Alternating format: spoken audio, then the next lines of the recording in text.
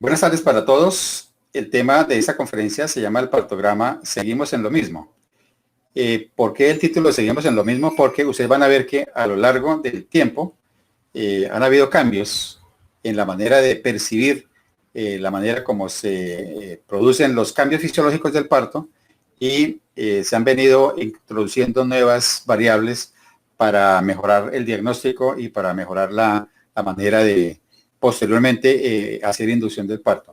Lo primero que hay que mencionar es que en el año 54 el doctor Emanuel Friedman, egresado de la Universidad de Harvard, ese doctor se hizo una pregunta que era obvia y que tal vez mucha gente se la había hecho, pero que no había tomado ninguna acción. Él se preguntó, ¿el trabajo de parto tiene tiempos definidos de duración que puedan ser considerados normales y otros que puedan ser considerados anormales? Pues esa pregunta fue muy importante porque él se puso en la tarea de seguir de cerca a las pacientes y medirles el tiempo con cronómetro. Bueno, se demoró tanto en dilatar de 2 centímetros a 3, se demoró tanto en dilatar a tanto, empezó las contracciones a tal hora, el descenso de la presentación se demoró tanto tiempo, y esa serie de observaciones le sirvió a él para hacer una gráfica que es la llamada curva de Friedman, que la ven ustedes ahí, que tiene dos líneas, una línea para el descenso de la presentación fetal y otra línea para la dilatación y el borramiento del cuello. Si ustedes miran ahí, la línea del cuello, que es la que se ve acá, la línea que sobresale más, se parece a una letra griega sigma, la S, pero en griego, la letra sigma, razón por la cual en la curva que describió el doctor Friedman, es una curva sigmoidea, la manera como se dilata el cuello. Vamos a verlo entonces con un poquito más de detalle. En su momento, el doctor Friedman identificó que había dos variables que se relacionaban con una tercera y que eran claves en todo esto. Esas variables son la dilatación cervical, la altura de la presentación, y las dos se relacionan con el tiempo que se demora cada una. Y con esas tres variables fue que elaboró la curva que acabo de mencionar. En esta diapositiva, ustedes están viendo el borramiento del cuello, que al principio pues, no existe. Es un cuello cerrado, sin borramiento, pero a medida que empieza la presión del nené sobre el cuello y empieza el trabajo de las hormonas y todo esto, entonces el cuello empieza a adelgazarse y empieza a dilatarse. Y se adelgaza tanto que llega un momento en que ya desaparece. Por eso se llama el borramiento paulatino del cuello. Y llega el momento en que el cuello se dilata 10 centímetros, que es el máximo de dilatación, y espacio suficiente para que el nené pueda bajar por esa apertura de 10 centímetros. Fue importante definir el tema de la descenso de la presentación a través de unas líneas que se llamaron los planos de Lee y de Hodge. El primero que ustedes están viendo ahí, que es el plano de Lee, esos planos se definen mirando el punto de donde se encuentra la presentación. Miren ustedes que cuando la presentación se puede rechazar, balotea, se puede desplazar de un lado para otro, pues está como flotando, como si estuviera flotando en el agua, y se llama una presentación flotante. Más adelante, cuando se mete en la pelvis, pero no ha llegado a las espinas, se dice que está fijada, y cuando ya llegó a las espinas ciáticas, que están ahí pintadas en rojo, pues se dice que está encajada. La palabra encajada significa que ya llegó a cero, que llegó a las espinas ciáticas, y que llegó, y inclusive puede estar un poquito más adelante que cero, o encajada o a nivel de las espinas. Muy bien.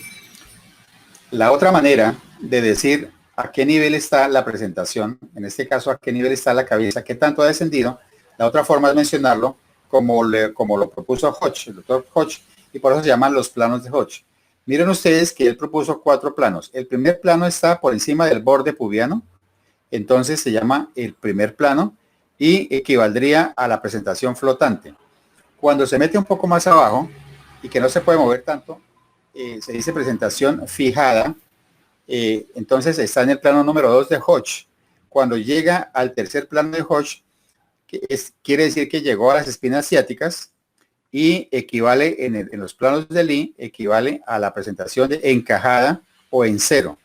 Y cuando ya la presentación baja y está prácticamente ya naciendo el nené, entonces se dice que está en la estación 4 de Hodge, porque llegó a la punta del coxis. Ya el niño está asomando el pelo, ya está naciendo, prácticamente ya está saliendo de la mamá. Muy bien, cuáles deben ser los objetivos de un partograma en un hospital, en un centro de salud, en una institución donde se atiendan partos? Pues debe ser un instrumento muy fácil de hacer, de elaborar, y de hecho con un taller muy fácil de hacer, se puede hacer entrenamiento para personas que atiendan partos o que vigilen los trabajos de parto. Entonces debe ser un instrumento fácil de hacer y de interpretar. ¿Para qué? ¿Por qué debe ser tan fácil? Porque es una herramienta que debe ser de fácil acceso a personas que tengan bajo nivel de instrucción y de en adelante los que tengan alto también de nivel de instrucción. Entonces, no importa el hospital, si es un hospitalito de pueblo, alejado, no importa. El partograma debe ser una herramienta para la gente que trabaja atendiendo parto. La otra cosa que debe servir el partograma es para identificar cuando alguna de las fases del trabajo de parto se está demorando. Entonces, para identificar las demoras. Ahorita vamos a ver cómo se logra eso. Lo otro es que si yo logro identificar las demoras del trabajo de parto y que algo no anda bien, pues entonces yo estoy evitando que pase demasiado tiempo, tanto como para que el niño pueda entrar en asfixia y se pueda morir el nené durante el nacimiento o después, o pueda tener un retardo del mental. Entonces, es una herramienta valiosa para eso.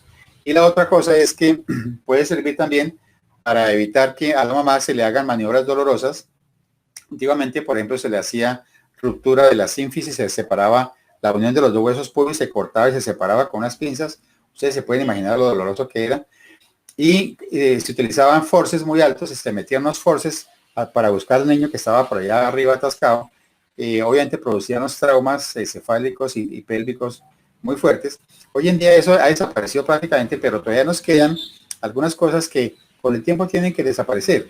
Por ejemplo, la maniobra de Christeller, no como la describió Christeller, que es empujando con la mano el fondo uterino, sino que es que hay unos Christeller francamente mal hechos, que la persona se acuesta una persona encima y hace presión sobre el fondo uterino o buscan al más gordo o gorda del servicio para que se le acueste encima del útero. Y esas son maniobras, pues obviamente que son muy peligrosas. Con el tiempo tal vez se van a ir desapareciendo el uso de espátulas o de forceps, y el otro problema que se puede presentar es que la presión sobre las estructuras de la pelvis pueden producir isquemia y producir fístulas más adelantico. Esas curvas, como la de Friedman que he mencionado, esta curva de Friedman separó el trabajo de parto en dos fases. La primera, que es como cuando el útero está ¿qué le digo yo? Con su calentamiento, con sus, digamos, aeróbicos, preparándose con algunas contracciones, etcétera, pero todavía no ha arrancado el trabajo de parto. Y la segunda parte, que es la fase activa del trabajo de parto, es cuando ya arranca el trabajo de parto, y entonces tiene tres partes. Esa fase activa, cuando ya el trabajo de parto es de verdad, tiene una fase que se llama la aceleración, que es como el equivalente al arranque, que tiene una velocidad que dura entre 3.2 a 4.8 horas en total. La segunda, que es cuando el útero, digamos, la dilatación del cuello se hace de manera más o menos rápida, y por eso se llama de máxima pendiente.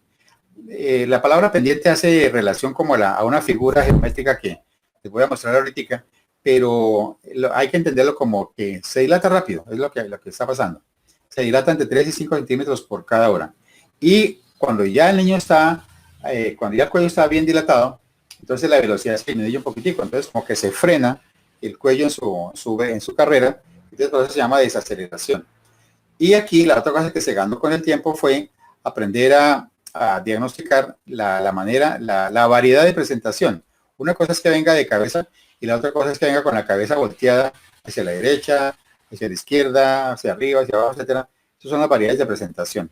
Esta gráfica que están viendo ustedes, que va desde 4 centímetros arriba cuando está flotante hasta -4 desde -4 hasta +4, lo que está tratando de mostrar es que ese es el recorrido que tiene que hacer la presentación desde que está flotante, que está ya como nadando arriba, hasta que sale al exterior y nace este nené.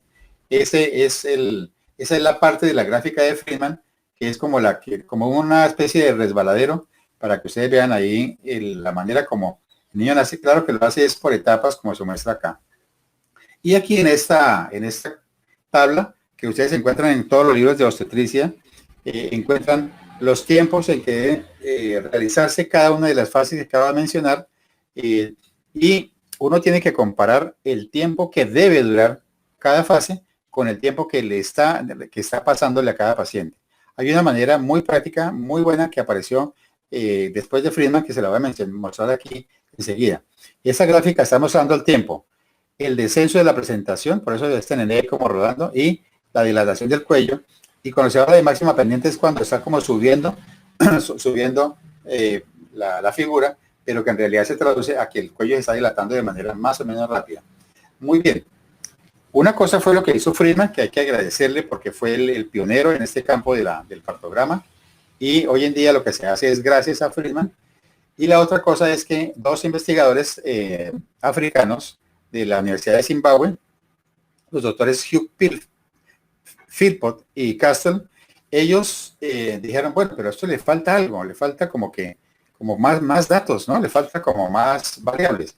Entonces, ellos introdujeron las variables que están aquí mencionadas: la frecuencia cardíaca fetal, el moldamiento óseo fetal, el estado de las membranas, si estaban rotas o íntegras, la calidad del líquido amniótico, el tiempo de estadía hospitalaria, y lo más importante, las líneas de alerta y de acción.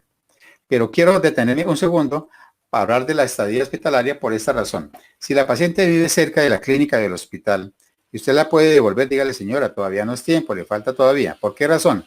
Si usted la hospitaliza en 2 de dilatación, la señora se puede durar toda la noche ahí, y entonces al otro día ya empieza la desesperación de la paciente o de la familia, y entonces ya la paciente empieza a gritar y a desesperarse, la familia a llamar y amenazar con que el niño se le va a morir. Entonces, eso conduce a una cesárea, indudablemente. Entonces, lo que quiere decir ahí es que hay que tratar de hospitalizarla en el momento adecuado. Ahorita vamos a ver cuál es el que consideran los expertos, para que no se demore demasiado en el hospital y no se desespere tanto ni la paciente, ni el médico, ni la familia. Muy bien. Y las líneas de alerta y de acción fueron los dos grandes aportes de esos autores, Philpott y Castle. Aquí están dibujadas. En esta tabla, que es la manera como se grafica el partograma, que se puede hacer mediante un taller muy fácil de aprender, pues aquí está en rojo, lo puse en rojo, la llamada línea o la curva de alerta. Curva de alerta. La alerta es como decir, bueno, yo le voy a poner aquí como las señales que usted debe seguir, ¿no? Es decir, como yo le trazo el camino. Y eso se llama la curva de alerta. Y la curva de acción es la de la paciente, la que va a hacer la paciente durante su hospitalización, durante su estadía en sala de partos. Entonces, si las dos líneas se parecen, la curva de alerta se parece a la curva de acción, quiere decir que el camino que yo le tracé y el camino que la paciente sigue se parecen, quiere decir que el trabajo de parto está transcurriendo completamente normal. Pero si la curva de acción se detiene en alguna parte, pues esta curva de alerta me sirve de alerta, justamente, por eso se llama así. Me dice, mire, algo está pasando, su paciente no volvió a dilatar, se quedó detenida en 6, algo hay que hacer. Y entonces es el momento digamos, de participar médicamente a la paciente. Esto que estoy mostrando, estas curvas de los africanos que acabo de mencionar, esa curva fue adoptada por el CLAP en el año 72, que fue en la época en que se creó la línea de acción y de alerta, y esos autores hicieron que digamos que se llevara a la mayor parte del mundo, y por su parte el CLAP, que es el Centro Latinoamericano de Perinatología, lo adoptó, y por eso está en los partogramas de este país. Esto es de Montevideo, Uruguay. Muy bien. Y aquí les puse un ejemplo de lo que es una línea de alerta que yo la tracé desde que llegó la paciente. Y miren ustedes que la línea de acción se quedó parada ahí en una dilatación. Entonces quiere decir que no se trata de mirar cómo la paciente se complica, cómo la nene se complica, sino de llamar a los que pueden ayudar y decir, mire doctor, la paciente no volvió a dilatar, o mire que no volvió se quedó estancada, por ejemplo, en 0, ¿no? Se quedó en 0 y lleva tanto tiempo y no nada que va. Muy bien. Pasaron 60 años más o menos después de Friedman, y entonces los obstetras se empezaron a preguntar, bueno, Las mujeres de los años 54, cuando se hospitalizaban, eran el mismo tipo de mujeres o ha cambiado eso con el tiempo. Y entonces resulta que la respuesta es que sí han habido cambios. Las mujeres antes, primero tenían un montón de hijos, tenían 14 hijos, 12 hijos, y era necesario porque se necesitaba que hubiera población trabajando que ayudara a la familia. Una familia numerosa era una familia que se mantenía estable económicamente. Pero con el tiempo, las señoras, las mujeres entraron a trabajar, perdón, a estudiar a la universidad, empezaron a trabajar, a estar mucho tiempo por fuera de la casa, empezaron a dirigir empresas, etcétera. Y esto hizo que el interés por un embarazo bajara un poco. Y también el interés por tener muchos hijos también bajara, pues porque la crianza se volvió muy costosa. Entonces hubo cambios, de tal manera que se llegó a la conclusión que los embarazos en la época de Friedman y a la época actual del siglo XXI han cambiado desde ese punto de vista. Muy bien, entonces se empezaron a hacer nuevas gráficas del partograma y se empezaron a hacer recomendaciones diferentes. En la época de Friedman se decía que a las pacientes había que hospitalizarlas en 3 y máximo en 4, o sea que hacerles el partograma a partir de 3 o de 4 y con el tiempo se ha venido cambiando esa recomendación y miren ustedes que el Instituto Nacional de Salud de los Estados Unidos recomienda que si la mujer va a tener su primer parto, se le debe empezar el partograma a los 5 centímetros y si va a tener más su segundo o tercer parto, se le empiece el gráfico a los 5 o a los 6 centímetros, lo que era antes impensable, ¿no? Y entonces también cambiaron los criterios de qué es una detención de trabajo de parto, porque el diagnóstico de detención de trabajo de parto obliga a intervenir a la paciente. Muy bien. En las mujeres que tienen un índice de masa corporal y se embarazan hoy en día, pues tienen unas condiciones diferentes a las que tenía Friedman, razón por la cual se hace necesario que se haga como nueva interpretación de la curva de Friedman, y esto es lo que hicieron los actores, los obstetras que acabo de mencionar, y que hicieron que se cambiaran como las formas de empezar el partograma y el tiempo de observación. Para resumirlo de alguna manera, quiero decir que se han hecho propuestas de hacer partogramas de 2 horas de línea de acción, o de 3 horas o de 4 horas. Pero quiero concluir diciéndoles que la mejor propuesta que hay hoy en día es hacer líneas de acción de 4 horas. Esa es la mejor de todas.